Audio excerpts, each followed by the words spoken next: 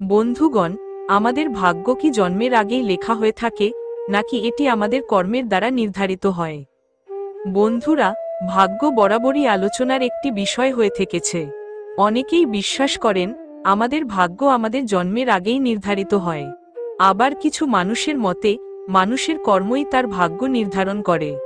ভাগ্য ও কর্মকে বোঝা জরুরি, কারণ এর মাধ্যমে আমরা জানতে পারব মানুষ কি পূর্বনির্ধারিত ভাগ্যের কারণে পাপ কাজ করে, নাকি সে তার কর্ম দিয়ে নিজের ভাগ্যকে গঠন করে বা নষ্ট করে।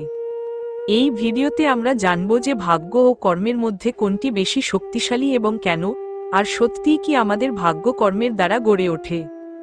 এই বিষয়ে গরুড় পুরাণ, হিন্দু ধর্মগ্রন্থ এবং আচার্য চাণক্য তার নীতিশাস্ত্রে কি বলেছেন তা জানাব।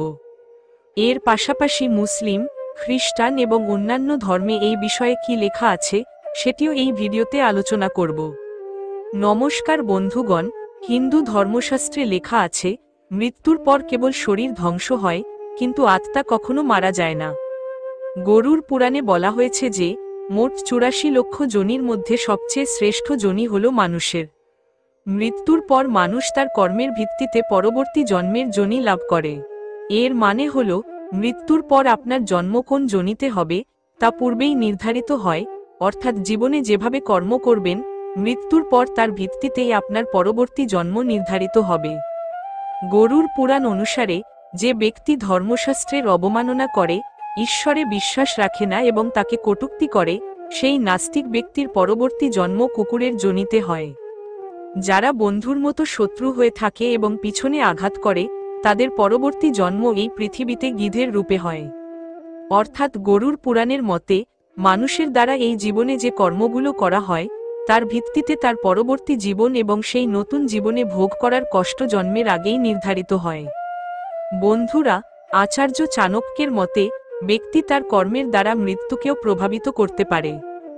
আচার্য চাণক্য তার নীতিশাস্ত্রের শ্লোকে বলেছেন যে কোনো মানুষের ভাগ্যের 5টি বিষয় মায়ের গর্ভেই নির্ধারিত হয়। অর্থাৎ এই পৃথিবীতে থাকা প্রত্যেক জীবের আয়ু, কর্ম, ধন, বিদ্যা এবং মৃত্যুর সময় এই 5টি বিষয় তার ভাগ্যে তখনই লেখা হয় যখন সে মায়ের গর্ভে থাকে। আচার্য চাণক্যের মতে প্রত্যেক ব্যক্তিকে তার কর্মের হিসাবেই সুখ দুঃখ ভোগ করতে হয়। এই কর্ম কেবল বর্তমানের নয়, বরং পূর্বজন্মেরও হয়ে থাকে। হাজার চেষ্টা করলেও আপনি কর্মফল থেকে পালাতে পারবেন না। আপনার ভালো মন্দের সিদ্ধান্ত আপনার কর্মের ওপর নির্ভর করে। এই শ্লোক অনুসারে মায়ের গর্ভেই নির্ধারিত হয়ে যায় যে সন্তানের ভাগ্যে ধন সম্পদ আছে কিনা, সে কতদূর পড়াশোনা করবে, অর্জিত জ্ঞান জীবনে কতটা কাজে লাগবে, এইসবই গর্ভে থাকতেই ঠিক হয়ে যায়। বন্ধুরা, আচার্য চাণক্যের মতে মানুষের জীবনে একবার মৃত্যুর যোগ হয়, যেখানে একবার কাল মৃত্যু এবং বাকিগুলো অকাল মৃত্যু হয়। অকাল মৃত্যুকে কর্ম ও ভোগ দিয়ে পরিবর্তন করা যেতে পারে, কিন্তু কাল মৃত্যু পরিবর্তন করা সম্ভব নয়। এবার জানি এই বিষয়ে ভগবান শ্রীকৃষ্ণ গীতাতে কি বলেছেন। গীতায় শ্রীকৃষ্ণ বলেছেন যে মানুষ তার ভাগ্য নিজেই তৈরি করে। জীবনের প্রতিটি পদক্ষেপে আমাদের চিন্তা, আচরণ এবং কর্মই আমাদের ভাগ্য নির্ধারণ করে। হিন্দু ধর্মশাস্ত্রে ভগবান শ্রীকৃষ্ণের জন্মের একটি কাহিনী বর্ণিত হয়েছে, যেখানে কংসের জন্য একটি ভবিষ্যৎবাণী করা হয় যে দেবকীর 8ম সন্তান দ্বারা তার মৃত্যুর সম্ভাবনা রয়েছে। এই ভবিষ্যৎবাণী সত্যি না করতে কংস যা করতে পারত সবই করেছিল, কিন্তু শেষ পর্যন্ত কংসের মৃত্যু তার ভাগ্যের মতোই দেবকীর 8ম সন্তান শ্রীকৃষ্ণের হাতেই হয়। ভাগ্য থেকে রক্ষা পেতে কংসের এত কিছু করার দরকার ছিল না, কেবল তার নিজের কর্ম সংশোধনের প্রয়োজন ছিল। যদি সে অধর্ম ত্যাগ করে ধর্মের পথে অগ্রসর হতো তাহলে হয়তো ঈশ্বর তাকে ক্ষমা করতেন, কিন্তু সে অধর্মের পথে এগিয়ে গেল এবং তারই পাপের কারণে সে নিজেই মৃত্যুবরণ করল। সনাতন ধর্মশাস্ত্র ও পুরাণ অনুযায়ী কেবল কংসই নয়, এই পৃথিবীতে জন্মগ্রহণ করা প্রত্যেক প্রাণীর ভাগ্য জন্মের আগেই নির্ধারিত হয়। কে কখন জন্ম নেবে, কি করবে এবং জীবন কিভাবে কাটাবে তা জন্মের আগেই নির্ধারিত হয়ে থাকে। এর ভিত্তিতেই তার পরবর্তী জন্ম ঘটে, কিন্তু এর মানে এই নয় যে সবকিছু ভাগ্যের উপরই ছেড়ে দেওয়া উচিত, কারণ ভাগ্য কর্ম দ্বারা পরিবর্তন করা যায়। হিন্দু ধর্মে ভাগ্যকে প্রারব্ধ বলা হয়, যার অর্থ হল আমাদের বর্তমান জীবন পূর্বজন্মের সঞ্চিত কর্মফলের ফল। হিন্দু পুরাণ বলে যে আমাদের ভাগ্য আমাদের পূর্বের কর্মফল দ্বারা তৈরি হয়, তবে এই ভাগ্য বর্তমান কর্মের দ্বারাও প্রভাবিত হয়। তাই আমাদের কর্মের মাধ্যমে নিজেকে সংশোধনের চেষ্টা করা উচিত এবং ভাগ্যকেও মেনে নেওয়া উচিত। ভাগ্য ও কর্মকে ভালোভাবে বোঝার জন্য পুরাণে একটি গল্প উল্লেখ আছে।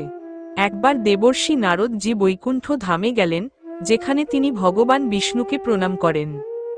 নারদজি শ্রী হরিকে বলেন, পৃথিবীতে এখন আপনার প্রভাব কমে যাচ্ছে। যারা ধর্মের পথে চলছে তারা ভালো ফল পাচ্ছে না, আর যারা পাপ করছে তাদের ভালো ফল হচ্ছে। তখন শ্রী হরি বললেন, দেবর্ষি, এমন নয়, যা ঘটছে তা নিয়তির মাধ্যমে ঘটছে।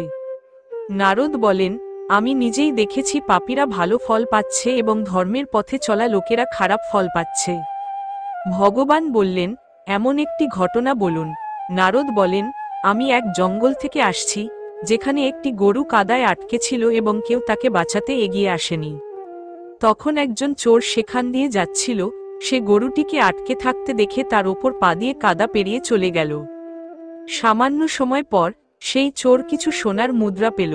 একটু পরে একজন বৃদ্ধ সাধু সেখানে দিয়ে যাচ্ছিলেন, তিনি গরুটিকে বাঁচানোর জন্য সর্বশক্তি দিয়ে চেষ্টা করেন এবং শেষ পর্যন্ত গরুটিকে উদ্ধার করেন। নারদ জিয়ারও বললেন, এরপর আমি দেখলাম সেই সাধু গর্তে পড়ে গেল।